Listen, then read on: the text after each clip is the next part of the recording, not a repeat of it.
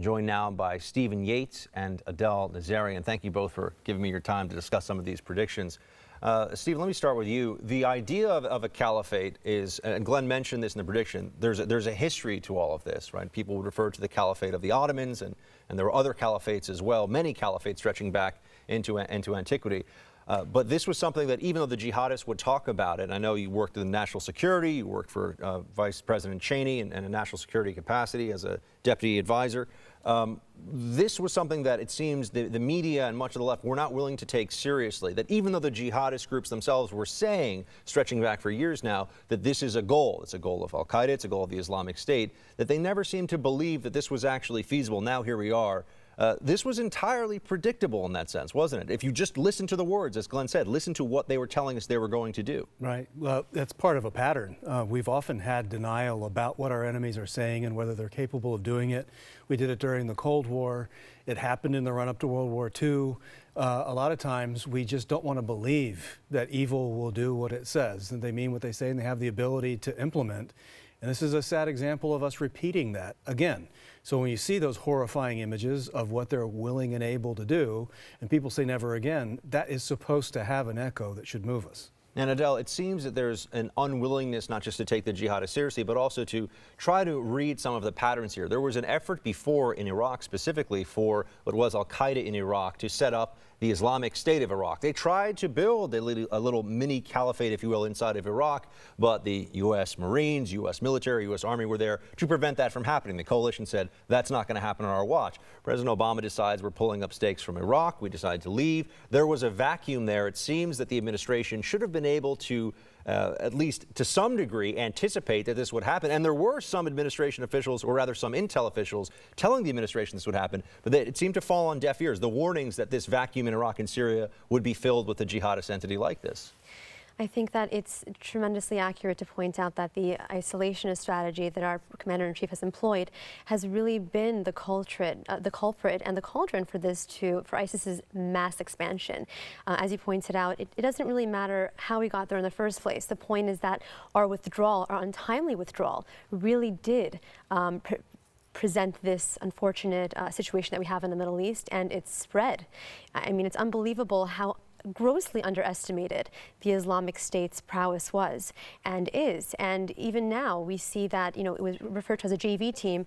It was anything but a JV team. It was more of a varsity team.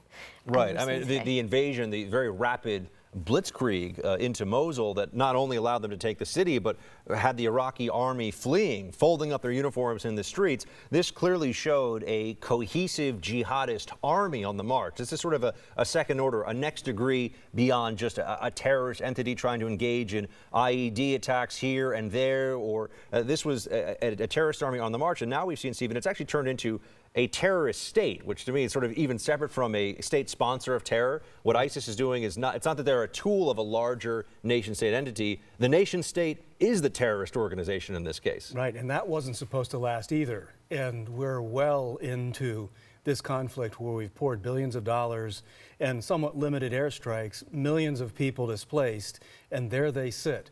And it's even worse. I mean, it's one thing for them to take and hold territory. That's a big deal.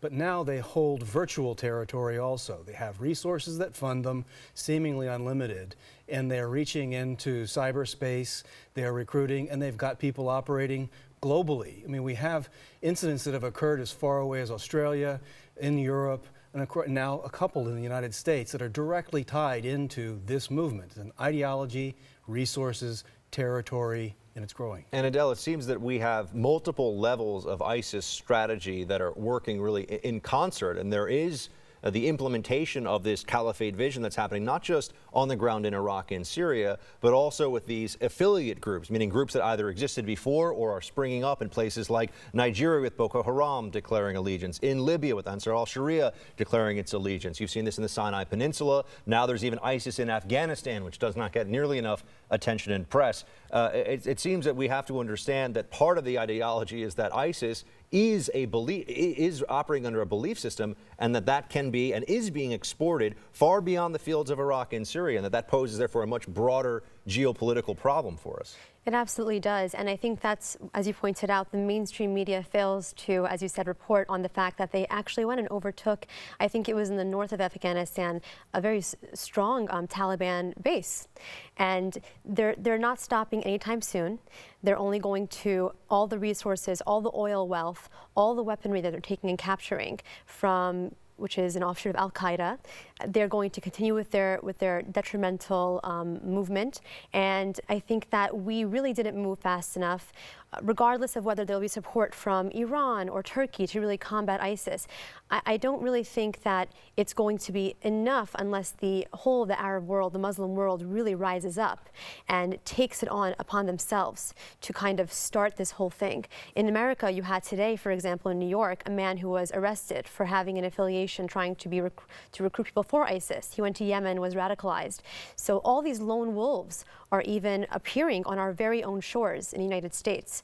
So it's really a worldwide problem. Now, Stephen, we often hear about this in the context of it isn't an ideological battle, but there's also a major reluctance that's been on display with this administration to address what the ideology actually is. We've heard terminology and phraseology about opposing violent extremism, as though it's a very sort of generic thing that you cannot really decipher what it is. You know it's there, but you can't really tell us what that means. The administration won't tell us what that means. It seems like that's a necessary step, and that the admission now that there is a caliphate perhaps will lead to a more serious discussion about all of this, the end times philosophy that comes attached to much of this, about the black banners coming from Khorasan, about armies of mujahideen converging in places like Dabiq in Syria, which is why they call their magazine that if we want to understand what their next move is, we should take the idea that this caliphate has a strategy and is sort of an organism expanding its tentacles. We need to take that seriously and counter the ideological aspect of this as well, and not just wait for the administration to take the military components of this more seriously so far than they have. Absolutely true. And this is one of the reasons why, as you initially asked, why we miss it, because there's just a perpetual effort to minimize this. We had talk about Al-Qaeda, but then it was just core Al-Qaeda, and it leads people to believe these are separate movements. But we have a history of consistent ideology seeking control of a state in order to impose its will on other people without their choice. And it's either accept this rule or die. That's totalitarianism, plain and simple. This is the marriage of mosque and state, and it's a movement that I think is identifiable. It's true that this administration won't identify it, but I have to say, in the wake of 9/11, the Bush administration struggled with how to define and name the enemy too. We have people running for president now that have a hard time naming and identifying what the enemy is that now needs to be defeated. But the Islamic State has now been successful enough that enough people are focused, at least on this territory and this incarnation, but they really need to get to the broader ideology. Adelle, I was just going to say, in your analysis of what's happening now in the Middle East, are we seeing some of the allied, either regimes or just allied states and populations, viewing ISIS as, because of the creation of what is a de facto caliphate? It may not be on Ottoman scale where it's this massive global power, but it is a state under Sharia law that is totally controlled by this Islamic State group at this point in time. Do you think that now there's finally a gathering momentum of allies in the Muslim world who are seeing this as a real threat to their way of life and their ideology as well? I think that it depends on the nation you're dealing with. Everyone has their own intentions, their own sort of power that they want to maintain. And whether you're talking about Jordan or Egypt or Syria with Assad's regime, Iran, for example, you know, I think Iran has even taken, and Syria, Bashar al-Assad, and has used the ISIS, you know, situation to kind of make themselves look like allies to the West, when in fact they really aren't. And so it really depends. You have Jordan's king, who actually suited up, showed a tremendous display of valor by saying he's going to go out there and fight ISIS. And we have our own president who won't even refer to it as an Islamic State for what it is. It seems like he's increasingly taking memos from the Muslim Brotherhood, which is essentially, you know, they visited the White House, I think, about 49 times over the past course of his presidency. And there's a reason why they won't refer to it as radical Islam. So I think that what we're going to see is probably increasingly a few nations like Egypt, El-Sisi coming out and calling for an Islamic reformation and revolution.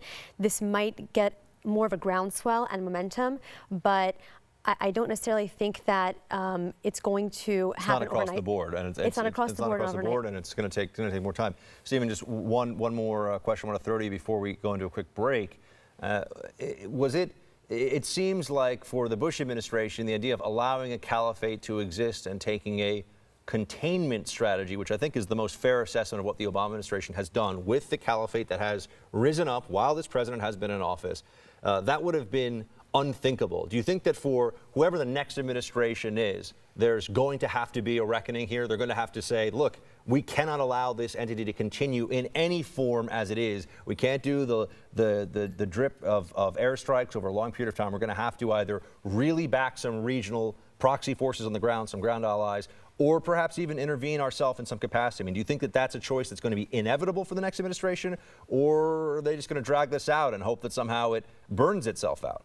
Well, I think the way things are unfolding, the only option that won't be on the table is just continuing the status quo, because we've lost the support and trust of allies, and enemies are encroaching all around the world by way of the status quo.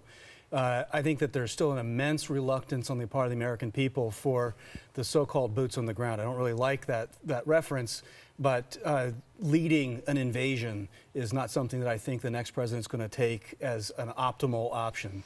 But finding a way to train and equip, fund, and otherwise arm people to take this fight to the enemy themselves. I think a lot of people now know, since it's hit us on our own soil, that we do have to take the fight to them before too much of it gets to us here at home. I'm just going to take a break here and focus more when we come back on exactly that. ISIS hitting us on our soil, the homeland threat from lone wolves. That in just a minute.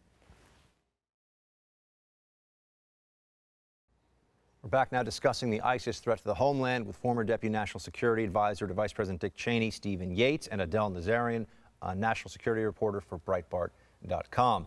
Now, folks, we were talking about the over there, the sort of external threat, the additional affiliates that ISIS is picking up, the threat that it poses to the stability or lack of stability, I guess, is really what you should call it now in Iraq and Syria and the broader region. Let's look now at what affects us here in our day-to-day. We've already seen some ISIS attacks on U.S. soil. We have not yet seen a mass casualty attack, fortunately, on U.S. soil, despite ISIS's exhortations that should happen, that the members of the sort of the broad cyber caliphate, if you will, should just take it upon themselves to do that.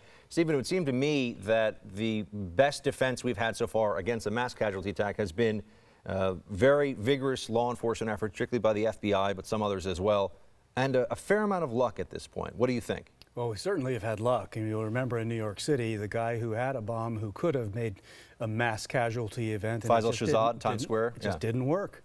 Same with the underwear bomber. Exactly. And that was very, very close to a mass casualty event. And really, I think what we have to see what they're doing now is they're finding where the weak places are. They're testing and learning.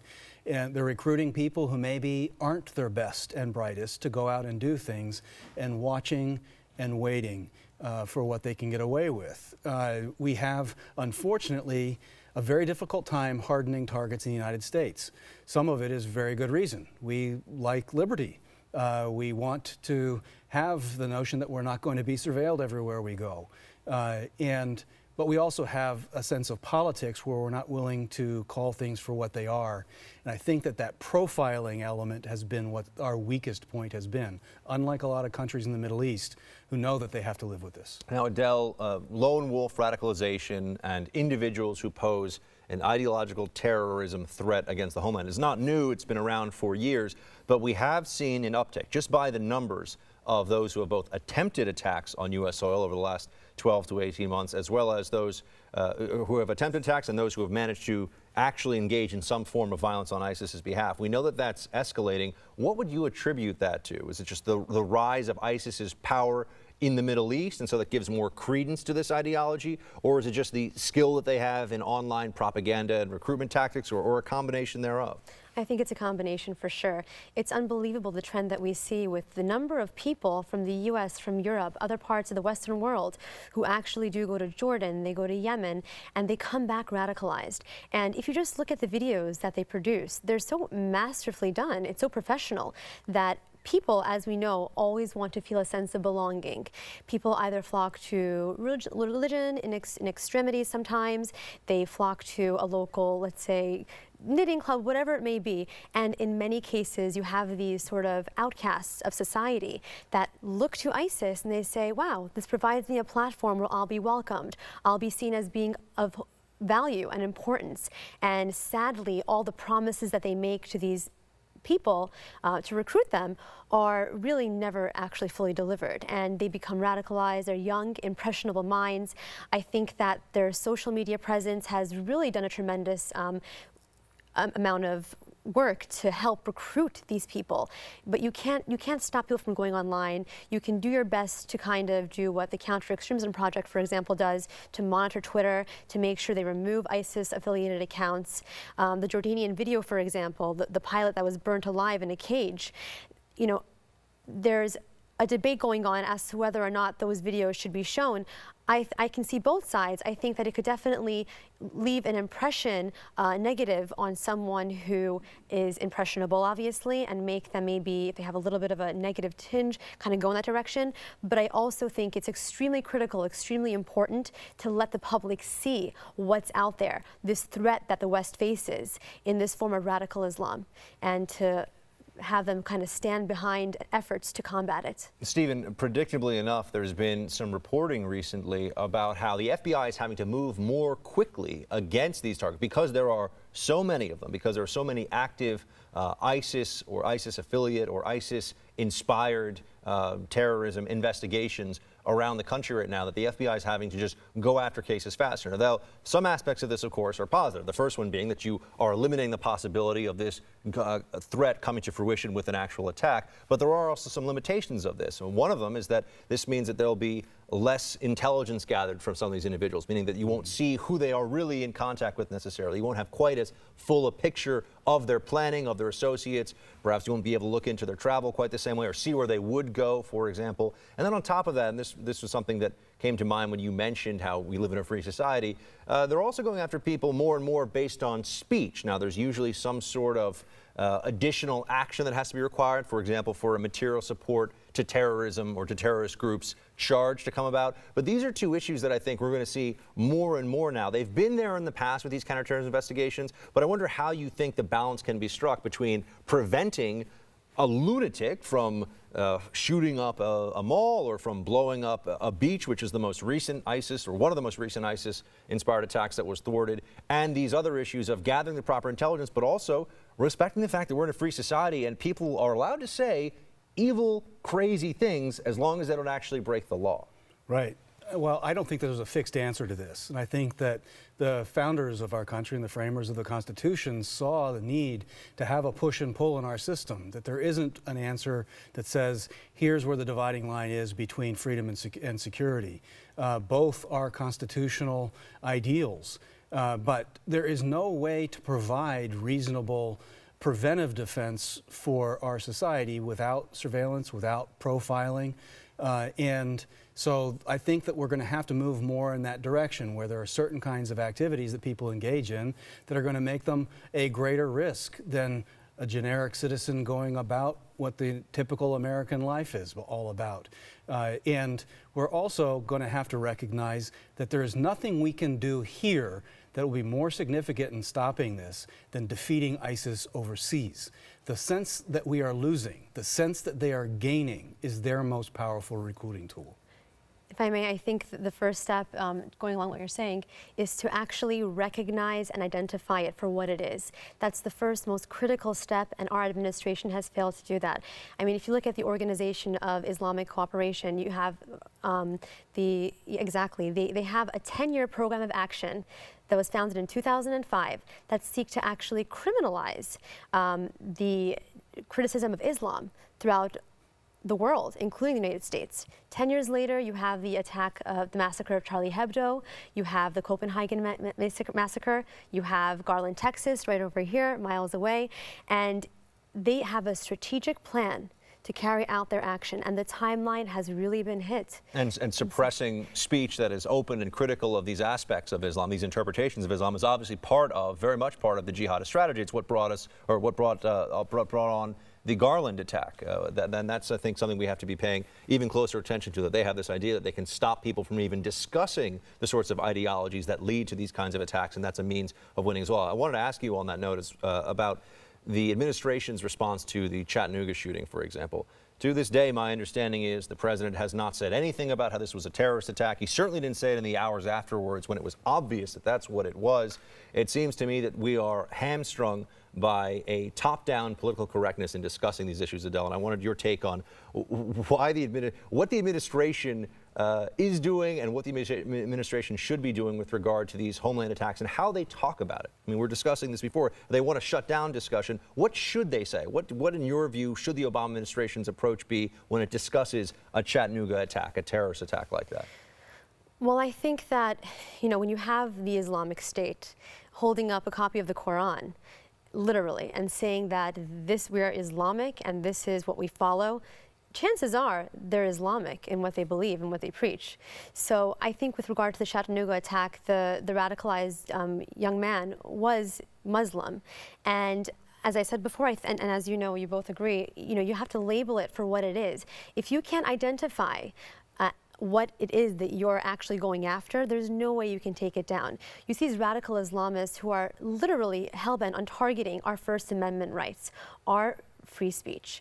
And they're succeeding because our own administration won't even go ahead and call them for what they are. So that's a first step, and I think that once that's taken, you have mainstream media that won't even call it radical Islamism, while you have Egypt and Jordan calling it that for what it is. Stephen, I know you've taken a critical posture with regard to the administration before. I certainly have many times. Even from a generally critical point of view, I have to say that it is surprising to many at how obstinate the president and many of his senior advisors are on this specific issue of calling it what it is, discussing it in that way, and having that sort of exchange of ideas that would be necessary to counter this ideology. So we only have about a minute here, but I just wanted your take on, it's surprising even to those who think that Obama is not good on national security issues, how he won't talk about this in a way that's honest and open. Well, it's surprising, but maybe it shouldn't surprise us. This is consistent with progressivism as an ideology generally, where they use names to try to pigeonhole any kinds of critics, shut people down, and they willfully impose a view of the world that common people know is not true on everybody else. And the fact that the president wouldn't even go or send a senior administration person to the funeral of the fallen in the Chattanooga shooting is borderline offensive, pathological, hard to understand, but it's part of this puzzle where it's not a priority, can't talk about it, can't even think about it. Yeah, and this comes in the aftermath of what happened at Fort Hood, where they call that workplace violence. You would think that maybe the administration would learn after the American people said, what are you doing? But next, we're going to take a look back at Glenn's response to critics who opted to ignore his warnings about the caliphate.